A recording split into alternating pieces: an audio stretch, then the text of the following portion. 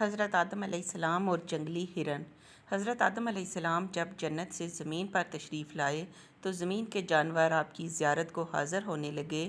حضرت آدم علیہ السلام ہر جانور کے لیے اس کے لائق دعا فرماتے۔ اسی طرح جنگل کے کچھ ہرن بھی سلام کرنے اور زیارت کرنے کی نیت سے حاضر ہوئے۔ آپ نے اپنا ہاتھ مبارک ان کی پشتوں پر پھیرا اور ان کے لیے دعا فرمائی تو ان میں نافع مشک پیدا ہو گئی۔ وہ ہرن جب یہ خوشبو کا تحفہ لے کر اپنی قوم میں واپس آئے تو ہرنوں کے دوسرے گروہ نے پوچھا کہ یہ خوشبو تم کہاں سے لائے ہو؟ وہ بولے، اللہ کا پیغمبر آدم علیہ السلام جنت سے زمین پر تشریف لایا ہے، ہم ان کی زیارت کے لیے حاضر ہوئے تھے تو انہوں نے رحمت برا اپنا ہاتھ ہماری پشتوں پر پھیرا تو یہ خوشبو پیدا ہو گئی۔ ہرنوں کا وہ دوسرا گروہ بولا، تو پھر ہم بھی جاتے ہیں۔ چنانچہ وہ بھی گئے۔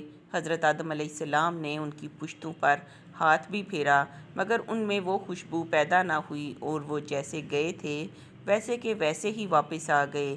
واپس آ کر وہ متعجب ہو کر بولے کہ یہ کیا بات ہے، تم گئے تو خوشبو مل گئی اور ہم گئے تو کچھ نہ ملا۔